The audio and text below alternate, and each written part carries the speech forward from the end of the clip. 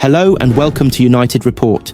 This is your home for all the latest Manchester United news, match updates, transfer stories, and in-depth analysis.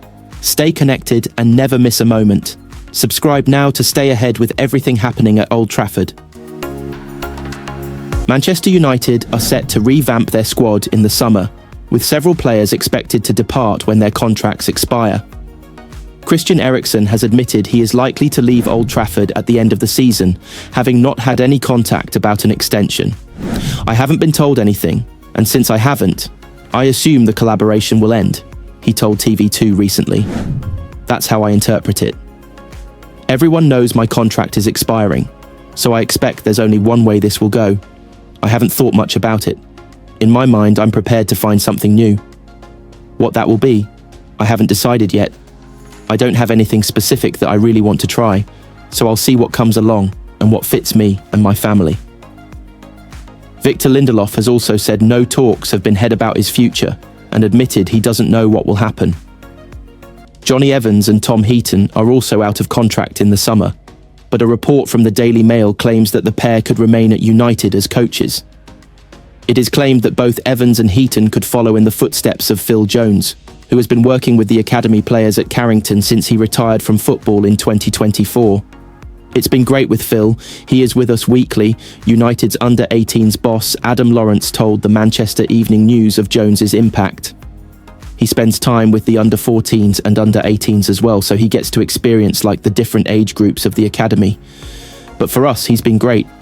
He's obviously from the club in terms of his background and what he's done here, and I think as well for the players to not just learn from him in terms of the areas of his game and his knowledge, but also some of the off-the-field stuff and what they're going through, whether it be team selection, how you prepare for games, diet, nutrition. Myself and Colin, Little, have really appreciated him being involved in the programme, and he's added some real value in a different way. Hopefully, we've given him the opportunity to start coaching on the field with players. I know he's been of massive value and he'll continue to do that as well. Jones is currently taking the UEFA Pro Licence coaching course and eventually hopes to become a manager. I don't think you can be just a head coach and I don't think you can be just a manager, he recently told ESPN. I've seen managers be tremendous managers, but not so much on the grass and they've fallen short. And I've seen it the other way where they've been terrific head coaches but not quite have the understanding of the players and the management. In this day and age, you have to be both, and you have to have a good understanding of both. It's about managing players and managing people and managing egos. I'm not naive enough to think that I'm going to become a head coach or a manager in the next 2 or 3 years. I understand that now I'm on the other side of the ladder, where I've got to work myself up and build myself up. But I'm absolutely ready to do that. When I visualize and I try to manifest where I want to be in 5 years' time, I want to be the guy taking the team. I want to be the guy making the decisions and having support and backing from the club and the owners and choosing that right moment to step in at that time. I'm a winner. I want to win games of football, and I win at all costs. Whether that means I have to change personnel or go down a different route to get results, it's a results business game. Manchester United are preparing to face Lyon in the quarter-finals of the Europa League on Thursday, following their goalless draw in the Manchester derby.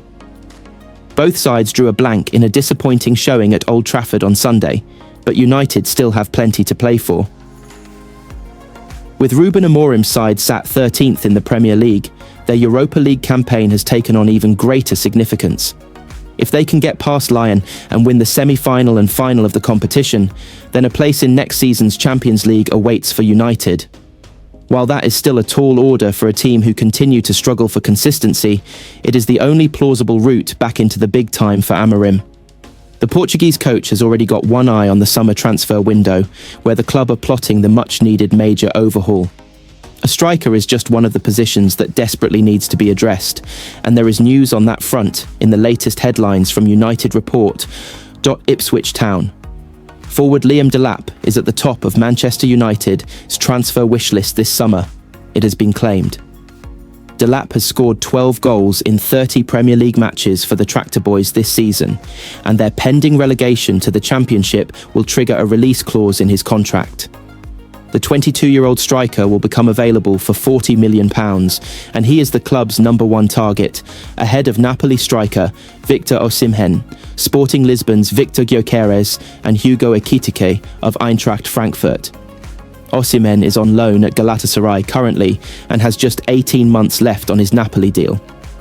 Gyökeres worked under Amorim at Sporting and has a remarkable 44 goals in 44 games this season, while Ekitike has managed 19 at Frankfurt. Manchester United will be heading out to Hong Kong and Malaysia after the Premier League season ends. They will fly out to Kuala Lumpur straight after their last domestic game on May 25th, before playing against ASEAN All-Stars on May 28th. The two-match tour will reportedly earn United £10 million, with Chief Executive Omar Barada mentioning the significant additional revenue it will drive in the press release. All the club's biggest stars will be expected to jet out to the Far East to satisfy sponsors and the fans. It comes despite increased concerns among players and experts about burnout and injuries, and environmental commitments. Club co-owner Sir Jim Ratcliffe has emphasised the need to drive more revenue and suggested the club could have gone bust in the winter without his widespread cost-cutting. United legend Paul Scholes is worried that he is painting himself as a villain through his continued criticism of his former club. Scholes says he only works on United matches these days, due to his interest in their progress, but has had little to compliment them on in recent years. "Ever since I've started doing it, it's not been great United's performances," he said on the Overlap fan debate. "I don't think I saw them win for a long time, and you look terrible having a go at your club when that's the club you played for. For 20 years, it's the last thing you want.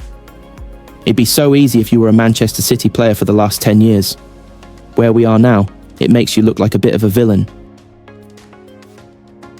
Manchester United have confirmed a 2-game post-season tour of Malaysia and Hong Kong next month. It will be the first post-season tour in the modern era for United and a first return to Asia since 2022, when they beat arch-rivals Liverpool in Bangkok. United will take on ASEAN All-Stars in the 84,000 capacity Bukit Jalil National Stadium in Kuala Lumpur on May 28th, before travelling to play Hong Kong, China in the 40,000 capacity Hong Kong Stadium on May 30th. United last visited Kuala Lumpur in 2009 and Hong Kong in 2013, with the post-season tour a precursor to United's participation in the Premier League Summer Series in the US. Ruben Amorim and his squad will fly to Kuala Lumpur straight after their final Premier League game of the season, at home to Aston Villa on May 25th. Omar Barada, Chief Executive Officer at Manchester United, said, "We appreciate the amazing level of support that Manchester United enjoys around the world, and this summer we are delighted to deliver a schedule that provides our fans in Asia, Scandinavia and the United States the opportunity to connect with the club and watch the men's first team play live in local settings.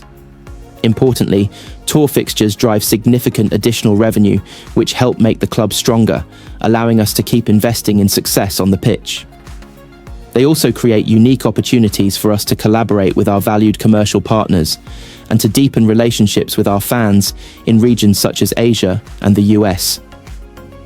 Since Sir Jim Ratcliffe and Ineos arrived in February 2024, there has been a strong emphasis on the need to make cuts and increase revenue.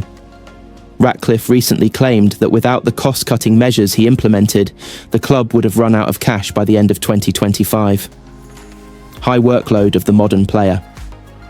The Professional Footballers Association has expressed worry for its members, who risk burnout due to the number of matches and travel without rest. The Times recently reported that sources close to United stars Alejandro Garnacho and Manuel Ugarte were alarmed at the plans to fly out to the Far East at the end of the Premier League season.